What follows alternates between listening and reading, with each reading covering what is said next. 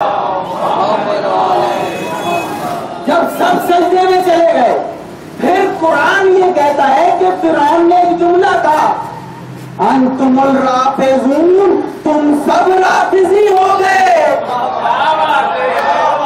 سب سے بڑی حد جو لگائی جاتی ہے وہ یہ کہا جاتا ہے کہ یہ شیعہ رافضی ہیں۔ قرآن کہہ رہا ہے کہ سب سے پہلے رافضی کا لفظ فرعون کے منہ سے نکلا، اس نے ان مومنین کو رافضی کہا جنہوں نے کفر کو چھوڑ کر اللہ کی حجت کی بیعت کی تھی۔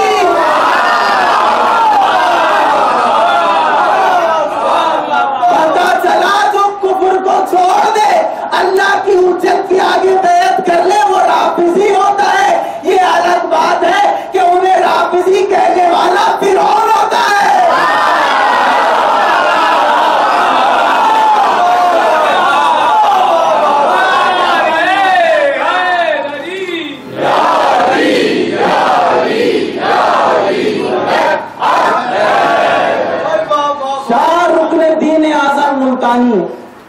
دو مصرے فارسی میں کہنے لگے من علی را دوست باشد خلق گوید رافضی، میں علی سے محبت کرتا ہوں، میں علی سے دوستی رکھتا ہوں، میں علی کو چاہتا ہوں، تمام خلقت مجھے رافضی کہتی ہے۔ من علی را دوست باشد خلق گوید رافضی، تو تنہا میں رافضی نہیں ہوں، بس خدا و مصطفیٰ جبریل ہم شد رافضی۔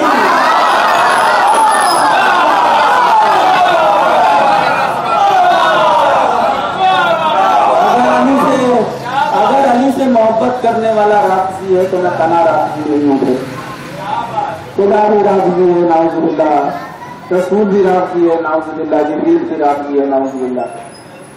یہ ان کے مصرے دیکھیں، حجت جو ہے وہ مخلوق سے نہیں ڈرا کرتی، اور آپ جس زمانے میں سانس لے رہے ہیں وہ بہت قریب ہے، کیونکہ میں نے عشرے میں بہت ساری چیزیں پڑھنی ہیں اور دامن وقت میں کی گنجائش نہیں ہے، میں جلدی جلدی گزرنا چاہ رہا ہوں۔ یہ دو باتیں یاد رکھے گا۔ ایک تو بچے یاد رکھیں کہ تقریباً 27 سال تک جنگ ہوگی معصوم کی، اس کے بعد حکومت ہے، اور 309 برس تک حکومت ہوگی۔ ہاں یہ الگ بات ہے کہ مختلف مفکرین نے یہ لکھا ہے کتاب میں کہ ہر برس 1000 برس کا ہوگا۔ یہ اللہ کا عدل نہیں ہے، یہ اللہ کے عدل کے خلاف ہے کہ ہم اتنا انتظار کریں اور وہ چند برس آ کے حکومت کر جائیں۔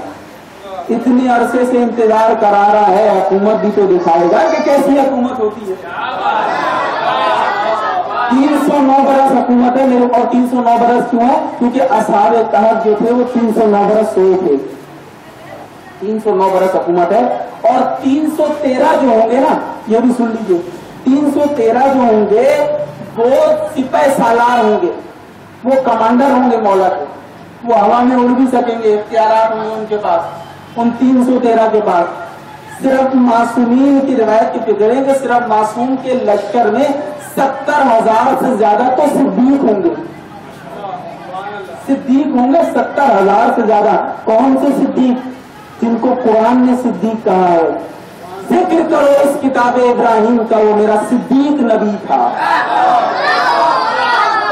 یعنی حضرت ابراہیم کے لیول کے لوگ 70,000 میں سے ہوں گے، 313 میں سے نہیں ہوں گے۔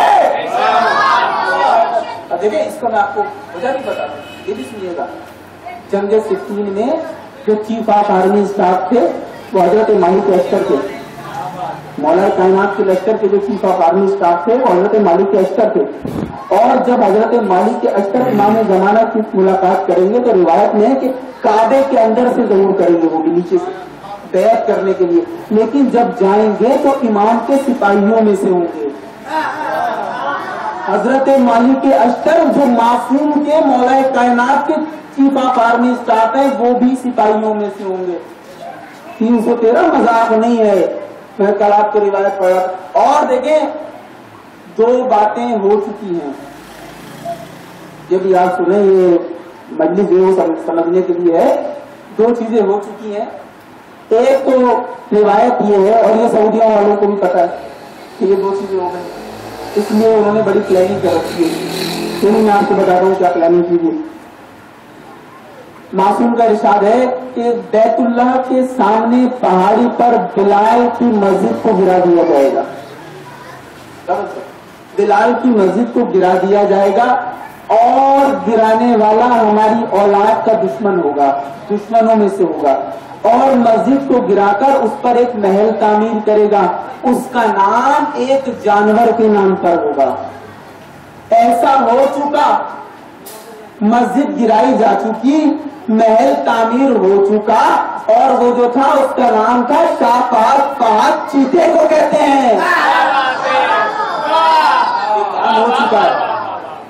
دوسری بڑی جو علامت ہو چکی ہے، یہ سن لیجئے، یہ موضوع کیوں رکھا گیا ہے اور یہ دور جدید کی اتنی اہم ترین ضرورت ہے. دوسری جو بڑی علامت ہو گئی ہے، معصوم فرماتے ہیں کہ نجد میں یعنی عراق کی طرف جو حکومت کرے گا اس کا نام عبداللہ ہوگا.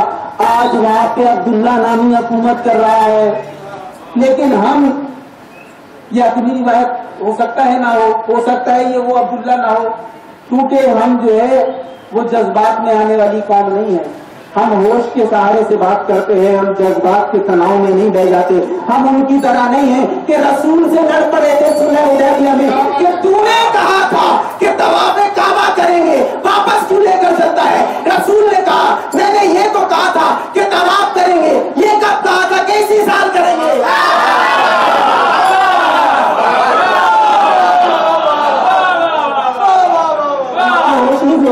ہم اپنے ہوش میں رہتے ہیں. یہ بھی ہو گیا. اور ایک اور بڑی اہم علامت، دیکھیں 2 چیزیں ہیں، علامت خاصہ اور علامت عامہ. یہ معصوم کا جو درس چل رہا ہے، یہ درس رکھا ہی صرف اس لیے کہ جتنی نالج ہو سکے ملے. علامت خاصہ جو ہے اس کا تعلق صرف معصوم سے ڈائریکٹ ہے، وہ عوام کے لیے نہیں، پبلک کے لیے نہیں. مثلا ذوالفقار کا معصوم سے کلام کرنا، اخرجنی یا ولی اللہ خروج کیجیے. مثلا ذوالجناح کا آ کر استغاثہ بلند کرنا، یہ تمام چیزیں جو ہیں یہ صرف علامت خاصہ ہے، یہ صرف معصومین کے ساتھ ہے. علامات عامہ میں سے ایک علامت اور سنیں. معصوم فرماتے ہیں مولا کائنات امیر المومنین حضرت علی بن ابی طالب علیہ السلام،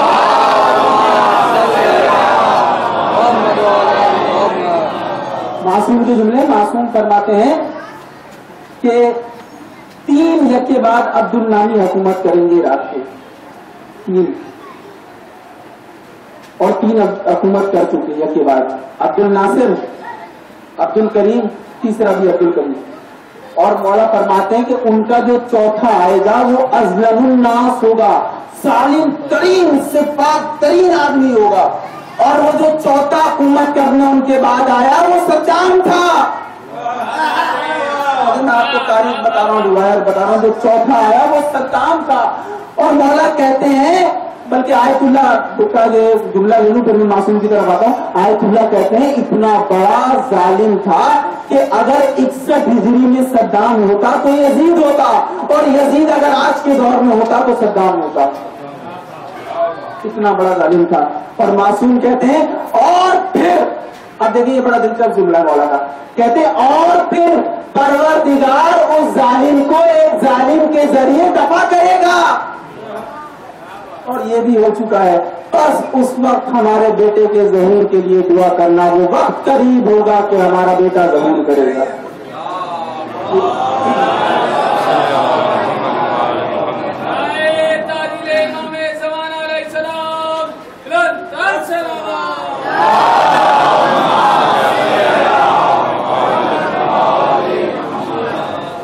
لہذا ایک چیز میں نے آپ کو اور بتائی، لیکن معرفت مکمل رکھیں، معرفت واجب ہے. صرف یہ مت کہیں کہ یہ معصوم ہے، آئیں گے، ہم یقین رکھتے ہیں بے شک آئیں گے، سب کچھ ہے، لیکن پتہ ہونا چاہیے 40 برس کے سن ہوگا تقریباً تو لکھا ہے جب ظہور کریں گے. اور یہ بھی ہے کہ دیکھیں معصوم کا صدقہ نکالا کریں، لازمی مہر نماز کے بعد معصوم کے لیے دعا کیا کریں. اور یہ اتنی اہم چیز ہے کہ مولا کہتے ہیں اس کی نماز قبول ہی نہیں ہوتی جو ہمارے قائم کے ظہور کی دعا نہ کرے. اور 2 دعائیں شریعت نے لازمی قرار دی ہیں. دیکھیں میرے پاس ٹائم بہت مختصر ہے لیکن میں پھر بھی کوشش کر رہا ہوں کہ جلدی جلدی سمجھوں. 2 دعائیں شریعت نے لازمی قرار دی ہیں. کہنے لگے جس جگہ نماز پڑھو تو صاحب خانہ کے لیے دعا کرو اور دوسری دعا امام زمانہ کے لیے کرو. کہنے لگے کبھی بہت جلدی میں ہو اور صاحب خانہ کے لیے دعا نہیں کر سکتے تو امام زمانہ کے لیے لازمی کرنا. صاحب خانہ کی دعا اس کے اندر آ گئی. تمہاری ساری پریشانیوں کی دعا اس کے اندر آ گئی. لیکن امام کے ظہور کے لیے دعا کرنا. اور ایک پہلی مجلس میں غالباً شاید میں نے یہ جملہ عرض کیا تھا کہ پروردگار کہتا ہے میں ایسی نماز کو منہ پر مار دوں گا جس نماز میں نمازی نماز کو پڑھے دعا نہ کرے. کیوں؟ کہنے لگے میں نے تو اسے دینے کا ایک بہانہ بنایا تھا, مجھے اس کے سجدے کی ضرورت نہیں تھی, میں نے تو دینے کا بہانہ بنایا تھا. اب دیکھیے نماز کیا ہے, اور نماز کے اندر 2 دعائیں تو آٹومیٹکلی موجود ہیں. کیا؟ ایک تو اللہم صلی علی محمد وعلی محمد, تو خود ایک دعا ہے. دوسری دعا اہدنا الصراط المستقیم, پروردگار ہمیں صراط مستقیم پر قائم رکھ. ایک یہ ترجمہ ہے, اگر آپ کہیں تو ایک ترجمہ اور بتا دیتا ہوں جو اغیار کا ہے. وہ یہ ہے کہ پروردگار ہمیں صراط مستقیم دکھا دے. 1400 برس سے نمازیں ہو رہی ہیں, روزے ہو رہے ہیں, عبادتیں ہو رہی ہیں, آج تک صراط مستقیم دیکھی ہی نہیں.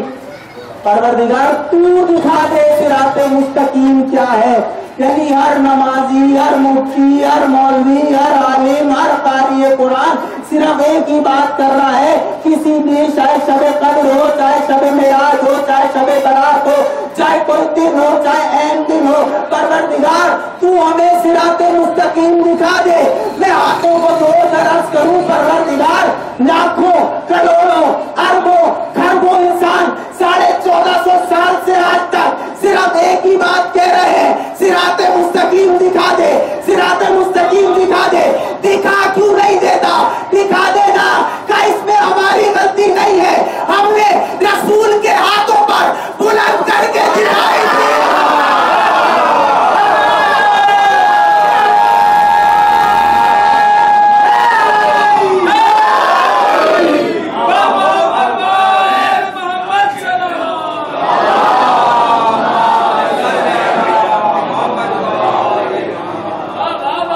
ہم نے تو دکھائی تھی, اب کسی اندھے نے نہ دیکھی ہو تو ہم کیا کریں. اور دیکھیں لفظ اندھا جو میں نے کہا ہے کہ میں نے نادانستہ طور پر نہیں کہا, دانستہ طور پہ کہا ہے, کیونکہ معصوم کی ایک حدیث ہے کہ جب محشور ہوگا دشمن ولایت علی تو اندھا ہوگا. اندھا محشور ہوگا جب دشمن ولایت علی محشور ہوگا. دکھا تو دی, ہدایت کر تو دی, اب اگر کوئی نہ چاہے اور اس کو ہدایت نہ ہو. ایک 2 مصرے یاد آ گئے کسی شاعر کے, کہتے ہیں بازو اٹھا اٹھا کے دکھاتے رہے رسول, بازو اٹھا اٹھا کے دکھاتے رہے رسول, اندھوں نے پھر بھی کچھ نہیں دیکھا غدیر میں.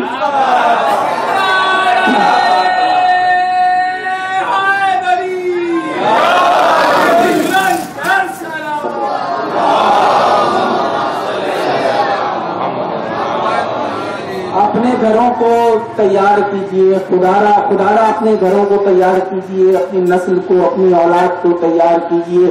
معرفت اپنے دلوں میں, اپنے ذہنوں میں, اپنے گھروں میں پاکیزہ رکھیے, معرفت رکھیے.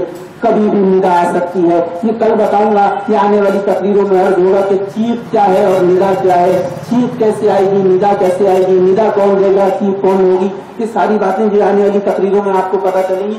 لیکن معرفت کے ساتھ معرفت لیجئے امام زمانہ کی. وقت بہت قریب ہے اور میں آخری میرا خیال سے 7ویں 8ویں مجلس کی شاید علامات پڑھوں تو علامات جب آپ سنیں گے تو آپ کو پتہ چلے گا کہ کتنا قریب ہے یہ وقت. بقول پروفیسر سبت جعفر صاحب شہید کے کہ الاجل تو کہتے ہو, آ گئے تو کیا ہوگا. الاجل تو کہتے ہو, آ گئے تو کیا ہوگا. کیا ہے اپنی تیاری, پیش ہم کریں گے کیا, سب ہی مار کھائیں گے جب امام آئیں گے. اپنے آپ کو بنا لو, اس قابل بنا لو کہ جب وقت کا امام آئے تو کم سے کم مسافہ کرنے والوں کی صفوں میں تو کھڑے ہو، کم سے کم معصوم تم سے مسافہ کر کے مسکرا تو دے۔ حدیث ہے، لیکن اب یہ کل کی بات ہو جائے گی، بس یہ لمبا موضوع ہو جائے گا، تو دو جملے مسائل کو پڑھنے دے، میں نے آگے بھی پڑھنے کے لیے جانا ہے۔ مولا آپ کو غم نبی سوائے غم حسین کے معرفت امام زمانہ لازمی ہے۔ پھر جب معصوم آئیں گے اور پھر 72 جو شہداء ہیں وہ معصوم کے ساتھ ہوں گے۔ اب ایک جملے میں آپ کو بتا دوں کہ معصوم کے لشکر کا سپہ سالار کون ہوگا؟ معصوم، دیکھیں میں نے ابھی سپہ سالار مولا کائنات کا بتایا کہ اس کا اسٹیٹس کیا ہے، اور ابراہیم کے لیول کے لوگ بھی بتائے کہ ان کا اسٹیٹس کیا ہے۔ اب بتاؤں کہ سپہ سالار کون ہوگا؟ اسے کہتے ہیں علی کا بیٹا ابو الفضل عباس ہوگا۔ پوچھا کیوں؟ کہنے لگے اس لیے کہ یہ واحد شہید تھا جسے جنگ کی اجازت نہیں ملی، اس کی حسرت اس کے دل میں رہی۔ رونے والوں، جب قافلہ واپس آیا نا اور بشیر نے یہ صدا لگائی کہ قد قتل الحسین بکربلا، قد ذبح الحسین بکربلا، مدینہ والوں مدینہ میں رہنے کے قابل نہیں رہا، تمہارا مولا کربلا میں شہید ہو گیا۔ ایک ضعیفہ نام ام البنین ایسا کا سہارا یہ کبھی تو یہ چاہا جا کے بشیر کا گریبان پکڑا، کہ کیا بتتا ہے؟ کہا حسین شہید ہو گیا۔ کا بشیر یہ بتا میرا عباس کہاں تھا؟ بشیر پوچھا بی بی آپ کون ہیں؟ کہ میں عباس کی ماں ہوں، میں دودھ نہیں بچوں میں، تو بتا دے میرا عباس کیا؟ رو کر کہتا بشیر نہیں شہزادی، آقا زادی ایسی بات نہیں ہے، پہلے تیرا عباس شہید ہوا پھر حسین شہید ہوا۔ کچھ ماں کے دل کو قرار آیا اور ایک عجیب جملہ کہا ماں نے کہ یہ بشیر اچھا اتنا بتا دے میرا عباس اللہ کیسے تھا، کتنے دن تک بتاؤ ہوگا وہ۔ رو کر بشیر پوچھتا ہے بی بی یہ جملہ کیوں پوچھا؟ تو میں نے علی سے سنا ہے تو شیر خدا تھے، علی کہتے تھے ام البنین کائنات میں ایسا کسی ماں نے بیٹا نہیں جنا تو میرے عباس کو زہر کر دے۔ یہ بتا عباس کو زہر کس نے کیا؟ رو کر کہتا ہے بی بی سب کو تو اجازت ملی تھی، بس تیرے غازی کو اجازت نہیں ملی۔ کس نے اجازت نہیں دی؟ تو مولا حسین نے اجازت نہیں دی، بس ایک مرتبہ چادر کو اتار کر مطلع کی طرف اٹھ کر کے کہتی ہے بی بی معاف کرنا، غلام زادے کو اجازت نہیں ملی ورنہ تیری زینب کی چادر نہ جیتی۔ رونے والے ایک تابوت آئے گا، ایک تابوت آئے گا، نام ہے کہ وہی ہوئے ہے جس نے راستہ روکا تھا۔ حسین نے کہا تیری ماں تیرے ماتم میں بیٹھے، معرفت رکھتا تھا طلب کے لگام چھوڑ دی۔ جملہ معرفت کا ہے، کہتا ہے کہ مولا آپ نے تو میری ماں کا نام بڑے مضمون میں دے دیا، اور آپ کی بندہ گرامی کا نام میں بغیر وضو کے لے تو نہیں سکتا۔ بس گزرتا گیا، شب حسن آ گئی، رونے والے وضو کر رہا تھا، کبھی ٹہلتا تھا، کبھی پانی رکھ دیتا تھا۔ بیٹے نے پوچھا، بھائی نے پوچھا کیا مانگ رہا ہے؟ کسی حسین شہید ہو جائے گا؟ پھر کہا حسین کون ہے پتا ہے؟ کہا کون ہے؟ کہا حسین وہ ہے جو رسول کے سینے پر لیٹتا تھا، جس کا رسول بوسا لیتے ہیں وہ صبح شہید ہو جائے گا۔ میں ایک طرف جہنم دیکھ رہا ہوں، ایک طرف جنت دیکھ رہا ہوں، اور رونے والوں کہنے لگے تو جنت کی طرف چلتے ہیں۔ حور کا بھائی، حور کا بیٹا اور حور کھڑے ہوئے۔ حور نے کہا میں گناہگار زیادہ ہوں، میری آنکھوں پر پٹی باندھ دو، میرے ہاتھوں کو بھی رومال سے باندھ دو، ہاتھوں کو بھی باندھا، پٹی باندھی۔ غلام سے کہا جا تجھے آزاد کیا، آج ہم جنت کی طرف جا رہے ہیں اور ہم خوش ہیں اس لیے ہم تجھے آزاد کرتے ہیں، تیرا چاہے جی چاہے چلا جا۔ رو کر غلام کہتا ہے وہاں مالک جب تک دوستیوں میں رہے ساتھ رکھا، آج مالک جنت کی طرف جا رہا ہوں چھوڑ دیا۔ پھر کہتا ہے مرحبا، غلام بھی ساتھ چلا۔ رونے والوں ادھر حسین نے عباس کو بلایا، حبیب کو بلایا، اکبر کو بلایا۔ اکبر سے کہتے ہیں اکبر تم حسین کے بیٹے ہو، دیکھو حور کا بیٹا آ رہا ہے، بیٹا ایسا نہ ہو اسے احساس ندامت ہو، بڑھ کے گلے لگا لینا میرے بیٹے۔ عباس جی آقا तुम हुसैन के भाई हो, उनका भाई नहीं आ रहा, भैया बढ़ के गले लगा लेना। हबीब जी आका, तुम हमारी जगह नयाबत करो, उनको बढ़ के गले लगा लेना। उनको हबीब ने गले लगाया, उनके भाई को पास ने गले लगाया, उनके बेटे को अकबर ने गले लगाया। रोने वाला तगा गुलाम ले गया, मजलूम खड़ा होकर कहता है गले लग जा, हमारी गुर्बत में मदद कर ले।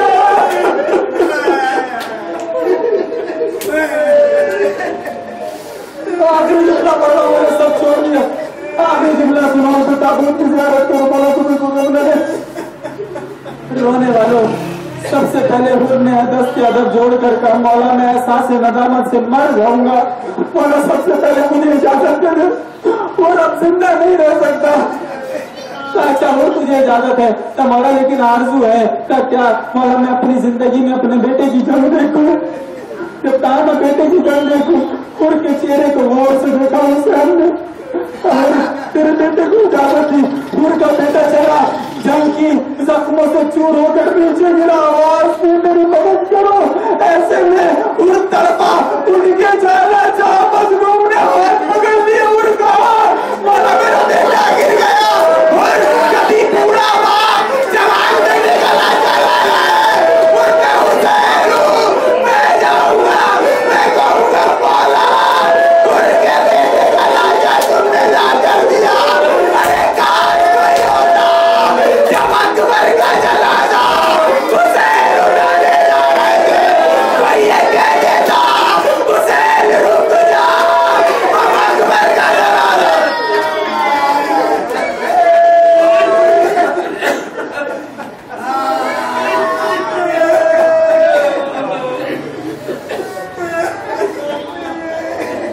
लानतुल्लाह अलल कौम ज़ालिमीन, अल्लाहुम्मा लान क़त्लतल हुसैन व औलादल हुसैन व असहाबल हुसैन व अंसारुल हुसैन सिरातल यनफक़ु मुमसिकन। परवरदिगार हमारी इस इबादत को कबूल फरमा। परवरदिगार हम जिए तो मवद्दत आले मोहम्मद में जिए, परवरदिगार हम मरे तो मवद्दत आले मोहम्मद में मरे। परवरदिगार जो बीमार है तुझे वास्ता बीमारी करबला का उन सबको शिफा कामिला अता फरमा। परवरदिगार जो बे औलाद है तुझे वास्ता बीबी उम्मे रबात का उन्हें औलाद मदीना अता फरमा। परवरदिगार जो औलाद है तुझे पंजे करीम पाक का वास्ता उनकी औलाद के सिरात मुस्तकीम पर चलने की तौफीक अता फरमा। परवरदिगार जो ज़ियारत के ख्वाहिशमंद है तुझे शाम वाली बीबी का वास्ता है तुझे औलाद नसीब फरमा। परवरदिगार तुझे गम हुसैन का वास्ता मेरी वालदा के दर्जात में तरक्की अता फरमा।